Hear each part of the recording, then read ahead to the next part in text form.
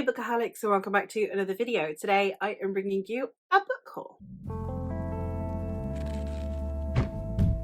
Since January, I have been accumulating a few books, so I thought it was about time that I show them to you. Some of these I have already read, you will have seen in vlogs and wrap-ups, etc. I have been fortunate enough to not only have haul books that I have bought myself, but also some that I have been sent. The first one of which is actually not with me at the moment because my sister-in-law is reading it, and that is A Sword of Bronze and Ashes by Anna Smith Spark. This book sounds amazing. Anna Smith Spark is one of my favorite fantasy authors. She wrote my favorite fantasy standalone of all time, which is Woman of the Sword, and that tackles motherhood, and so does this one. And this one, it seems like it's a parallel to A Woman of the Sword. A Woman of the Sword is about an incredibly flawed mother, while the other is about a mother's devotion. I don't know a huge amount more about this. I don't need to. It's Anna Smith Spark. So as soon as I get it back into my hands, I intend to read it, and I'm really excited. This was sent to me because I won a giveaway over on Alex from Spells and Spaceships blog, which I will leave linked down below. Go check out the blog. It's amazing.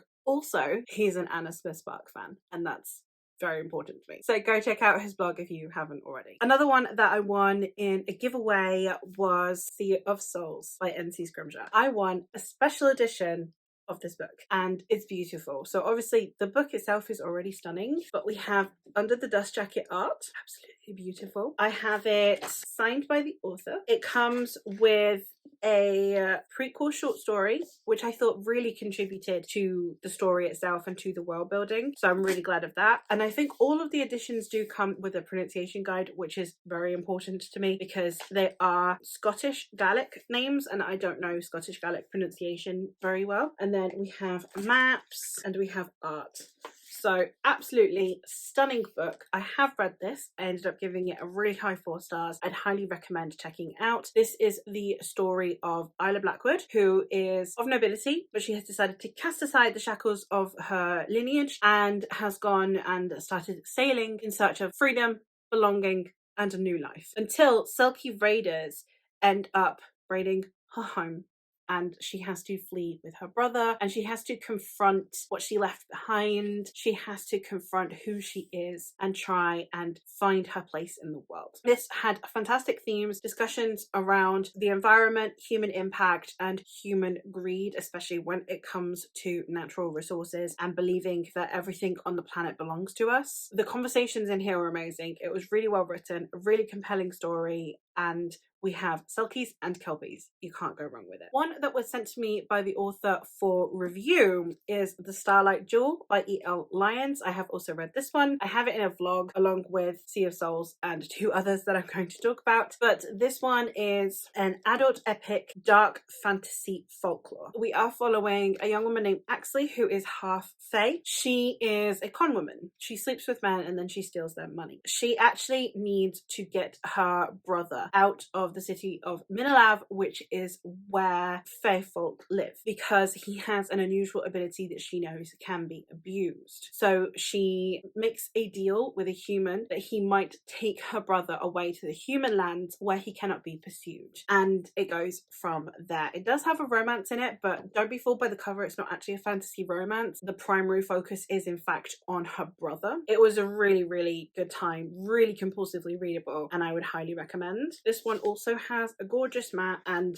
artwork. The fantasy sphere in Indie Pub seems to know what it's doing because it's actually illustrating his books. Another one that was sent to me for review by the author is The Piece of Freysdale by Michael Richards, and this is the first book in a series in which we are following Jaron, who lives in Freysdale, and Freysdale is unusual because it is the only place where thralls and freemen work side by side. He is hoping to contribute to the overhaul of thraldom. However, his plans get set aside when it is discovered that he actually has ability of magic, and therefore he is then thrust into being mentored in this magic, and he is also having to deal with both a cruel mentor and not succumbing to the evil that tends to overcome light twisters, i.e. magic users. This is a Norse-inspired fantasy setting. It has a typical fantasy setup of you have this unassuming young man who then gets thrust into a position of importance and world-changing events. It has a slightly hard magic system in the sense that we do have consequences to the magic and there are parameters to it, which I really appreciated. And even though this book isn't necessarily the most innovative in its setup, it's definitely a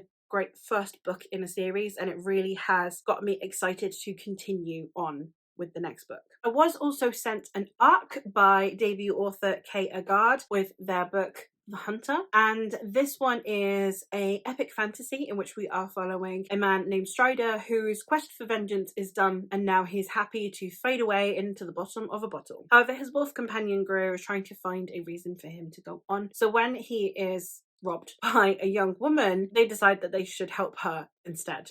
It goes on exponentially past there. It's a long book. It's a really good book. It's epic fantasy. Another one that I read in that vlog. So if you are interested in my thoughts on any of these four, go check out that vlog. It's a subversion of Grimdark, in my opinion. It definitely tackles things that Grimdark does, but with a different lens and a different angle, where it's about processing trauma instead of having it where it shocks you, where it causes you more pain. It's more about understanding human psyche, and I really appreciated that. One that I was sent the book for review digitally by the author, and I liked it so much that I ended up buying the series and then buying the physical copy of the series, and that is the Innisfail trilogy by Ellen Riviere. I have the largest book I have ever owned now. I don't know why this book is so big, but I had a fantastic time reading this, hence why I bought the physical copy. And this is a trilogy, the first book being The Sons of Mil, the second book being The Southernmost Star, and the third book being The Children of Danu. And this is a loosely Celtic-inspired story in which we are following Ben Maiden, who can't be bothered with the politics of the world. He's a warrior, but he cannot be bothered to get involved in the schemes of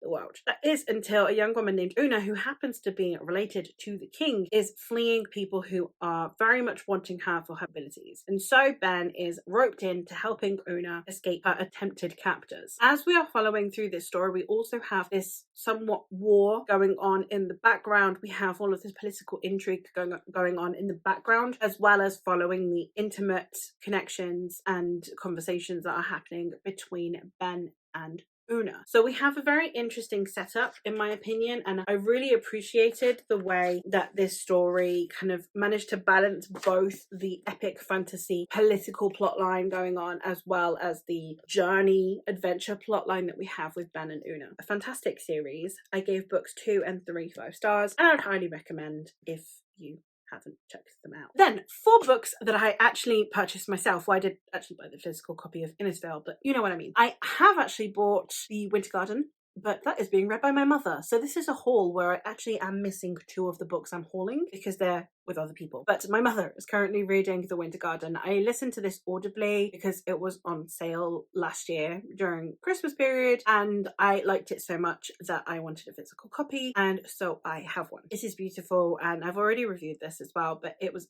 a stunning book. It reminds me of the Night Circus, and to me it has this level of whimsy and magic. We have clockwork magic going on as well, so artificery. The Winter Garden appearing and disappearing whenever someone needs it. It has discussions around grief, domestic violence, trauma. It was an intense read, but it was a beautiful read. Another one that I have in fact already read is I buddy read The Hollow Places with my friend Eleanor, and this is by T. Kingfisher, and this is a comedy horror. In it we are following, oh shit, what's her name? Cara, who has just gotten divorced, and so she's moved back in with her uncle, who owns a museum of curiosities, including taxidermied animals and mounted heads and odd things that he owns and collects. In it, we are following her as she's taking care of the museum, and then it seems like someone has accidentally knocked a hole in the wall, but the wall may or may not lead to somewhere it shouldn't, that should not exist. And we are following Cara and her neighbour and friend Simon as they investigate this